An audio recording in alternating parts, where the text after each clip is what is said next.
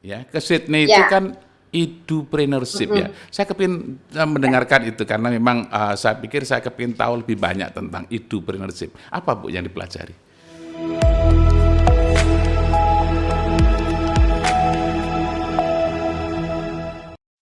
Hello everybody, how Yes. are you? Welcome to Well, Kanguru Excellent Channel. Bersama kita saat ini ada Bu Rahma MPD yang tidak asing lagi bagi kita di kalangan-kalangan Civitas Akademika di Surabaya. Gimana kabarnya Bu Rahma? Alhamdulillah Pak Tarom. Well, how about you? Oh, that's really great, you know. I just wait for the meeting like this one. You see that? Ya, Oke. Bu Rahma, kita akan bicara ke belakang tentang bagaimana proses perjalanan Bu Rahma dari pendidikan dan juga mungkin profesi yang dijalani. Silahkan Bu Rahma.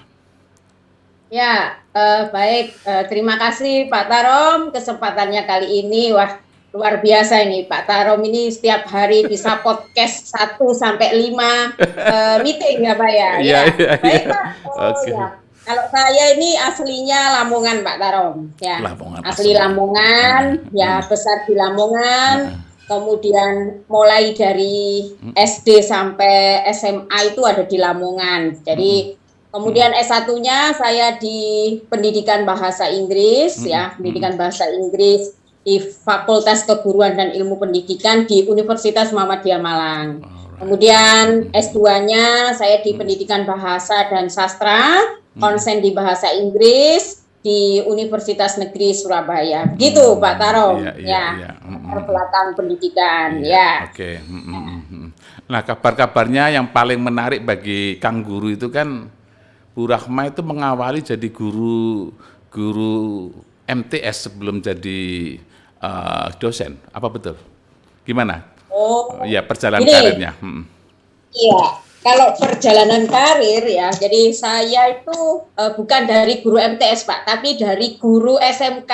Oh, Ya, right, dari SMK. ya waktu itu saya jadi guru GTT, guru GTT di SMK Negeri 1 Lamongan ya. Iya. Kemudian merangkap juga menjadi pengajar di Language Center, Universitas Muhammadiyah Gresik waktu itu. Jadi Iya. bebarengan saya mengajar di SMK, kemudian selama 2 hari ya, selama 3 hari saya mengajar di Universitas Muhammadiyah Gresik. Ya, jadi di Language Center ya.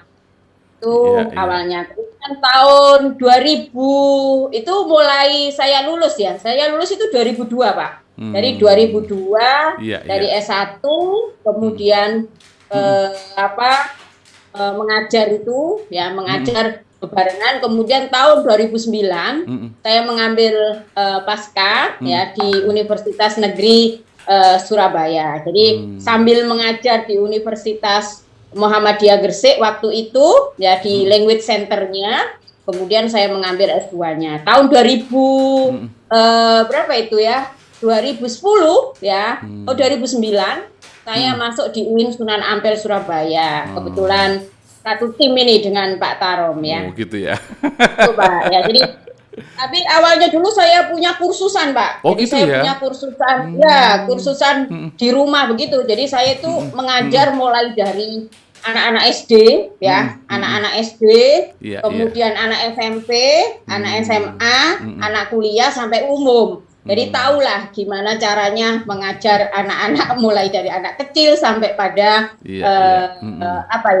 orang-orang yang bekerja. Nah, itu. Betul. Nah, tetapi tahun 2010 ya 2009 yaitu mulai saya di UIN Sunan Ampel Surabaya. Oh ya, waktu itu saya barengan juga mengajar Pak di Gitu Sekolah ya? Tinggi Ilmu Kesehatan Wow. Lamongan. Kebetulan Iya. mengajar English Specific Purposes ya. Wah, Jadi ESP ya? for midwife, yes, and also for for nurse ya. For Jadi nurse, right, yeah. saya mengajar itu ya. Waktu itu kan energinya masih luar biasa ya Pak ya. Jadi bisa berlari ke sana Iya, iya, kemari iya, gitu iya. ya. Sampai Oke, sekarang juga begitu. gitu Pak Sar.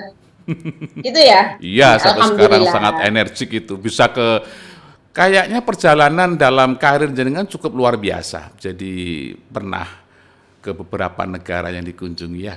Kemana saja, Bu? Oh, ya betul. Waktu itu ada kesempatan untuk mengambil short course ya. Short course tentang edupreneurship tahun Wah. 2015 ya itu Pak ya. Oh 2014 di Sydney Uni. Iya, Nah, iya, iya. kebetulan sampai sekarang ilmunya dipakai Pak Taro. Gitu ya. Ketika kita mengajar creativity and innovation in language teaching yang satu tim dengan Pak Tarom itu Iya, iya, ya. iya, iya. Nah, jadi itu ilmunya dari Sydney Uni ya, Sydney University. Kemudian tahun berikutnya saya satu tim ini dengan Pak Tarom ke Kanada ya, Iya, mengikuti iya, iya. dua anu Pak ya, dua program waktu itu CBBR di CBR ya. Waterloo ya Pak ya. Waterloo, Kitchener, Kitchener, Waterloo ya. Ya, di Waterloo, Kanada. Kemudian 1 bulannya kita mengambil di FATAC ya Pak ya. FATAC, Facilitation and yeah. Training Approach to Community Change. Satu kelas ini saya dengan Pak Taro. Pengalaman saya juga Gitu banyak ya, sekali selama luar di Kanada biasa. dengan Pak Taro. Iya, iya, iya, iya. oke. Iya, ini Itu sangat membantu. coba ini Bu, Dalam yang ketika di pengabdian Sydney, masyarakat. ya ke Sydney itu Ya. kan edupreneurship ya. Saya kepin mendengarkan itu karena memang saya pikir saya kepin tahu lebih banyak tentang edupreneurship. Apa Bu yang dipelajari? Itu socio entrepreneurship Pak. Jadi gini, waktu itu kita UIN Sunan Ampel itu bekerja sama dengan Etna ya. Etna itu salah satu business school yang ada di Sydney Uni. Terus kemudian kita melakukan seleksi ya, seleksi. Waktu itu program kalau nggak salah fundingnya dari apa ya?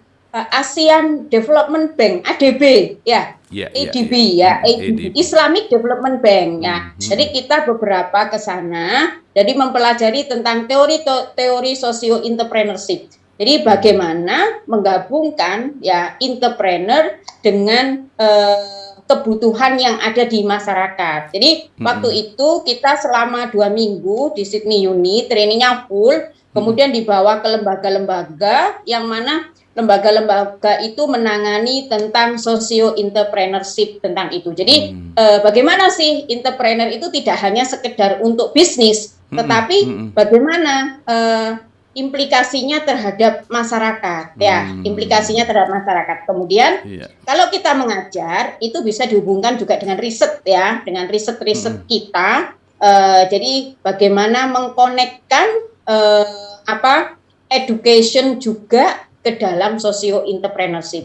Itu yang kita pelajari. Waktu itu ada Profesor Richard ya, almarhum beliau sekarang ya, yang mengajarkan kita tentang bagaimana lah. Itu ilmunya sedikit luas Pak, berdampak pada mata kuliah kita Pak, gitu ya, yaitu Creativity ya. and Innovation in Language Teaching. Jadi bagaimana untuk melakukan startup suatu usaha ya, yang mana usaha itu tidak hanya didasarkan kepada bisnis saja, tetapi didasarkan pada kebutuhan masyarakat dan berimpact sosial juga kepada masyarakat. Nah, gitu. Nah, mungkin Pak Tarom ini salah satunya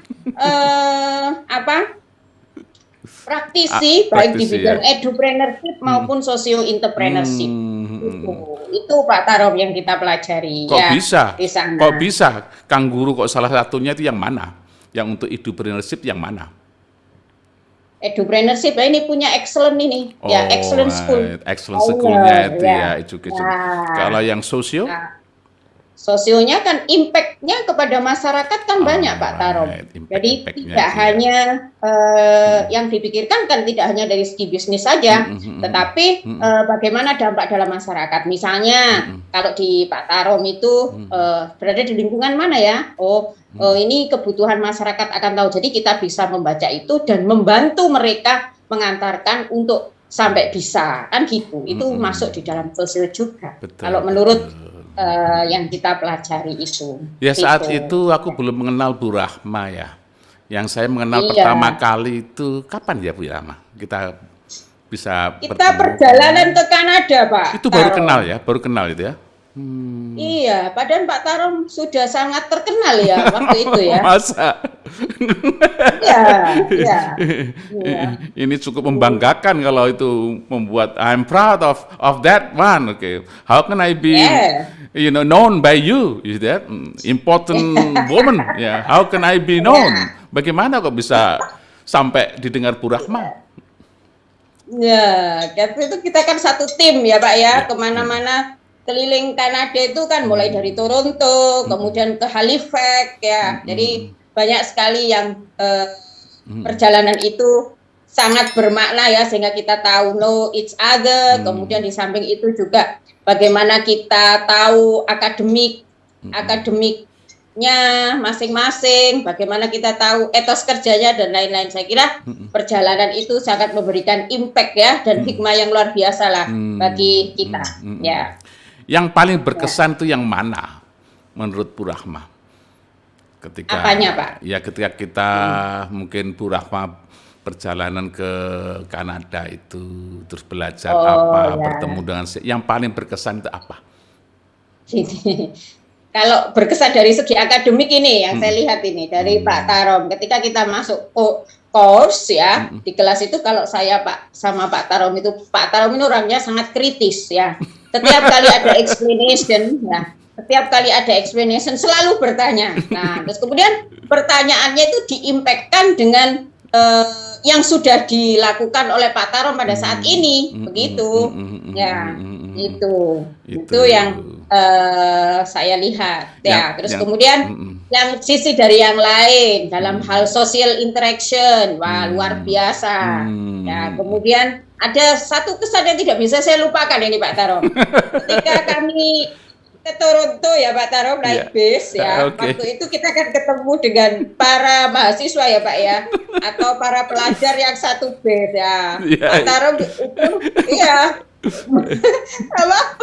Kalau bilang Toronto apa Pak Tarom? Toronto. Ya.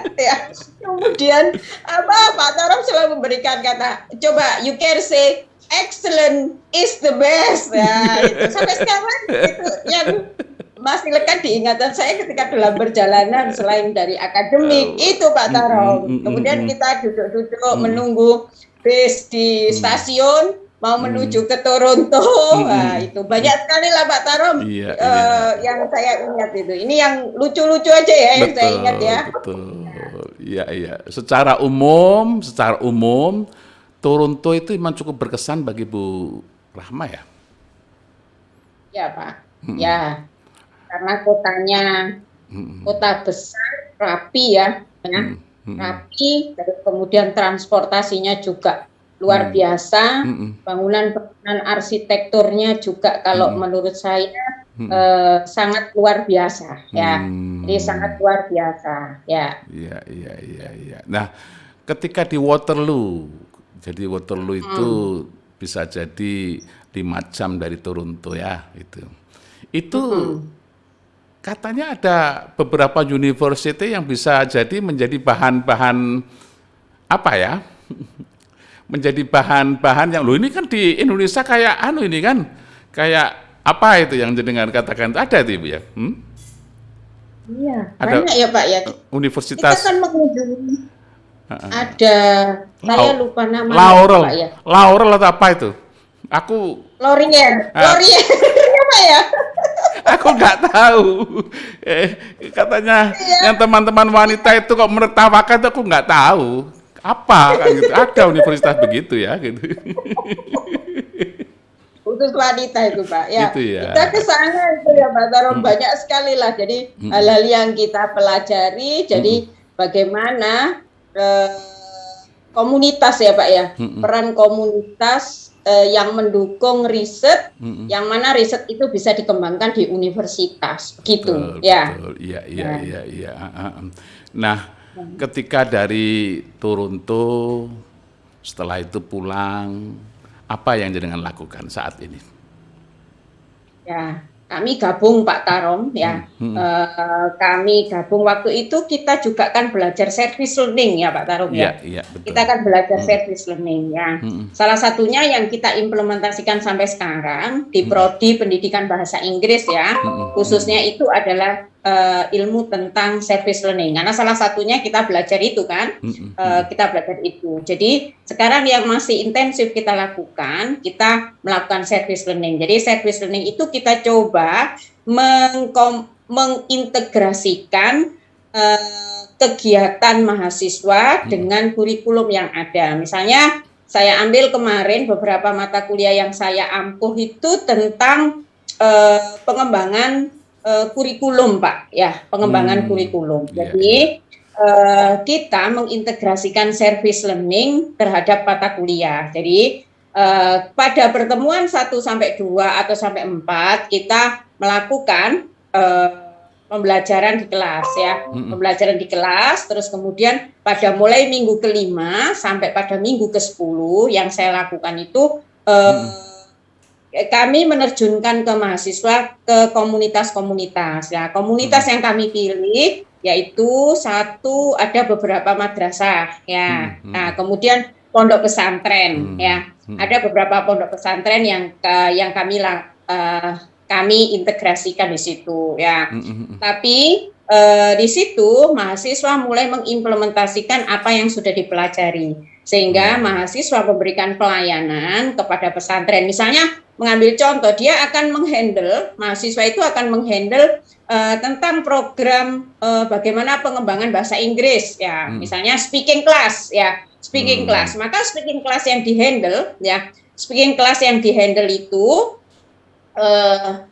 speaking class yang dihandle itu dihandle oleh mahasiswa dan pihak sana, kemudian dia mencari analisis kebutuhannya. Analisis kebutuhan yang dibutuhkan dari misalnya pesantren atau madrasah itu apa sih untuk mengembangkan. Nah, mereka membuat desainnya, Pak. Mereka membuat desainnya, setelah itu mengimplementasikan apa yang dipelajari, dari mulai need analisis, ada lag, dan kemudian ada 4 faktor yang dibutuhkan itu, kemudian mengimplementasikan mulai sampai pada perencanaan lesson plan-nya. Itu yang sudah kita lakukan. Tetapi tahun kemarin, ya tahun ini, mungkin Pak Tarom juga satu tim ya dengan kita, service learning itu diintegrasikan. Kalau kemarin pada waktu tahun sebelumnya itu mereka berhak mencari kemana-mana. Nah, itu sulitnya Pak, kita mengontrolnya, mengevaluasinya yang sulit ya.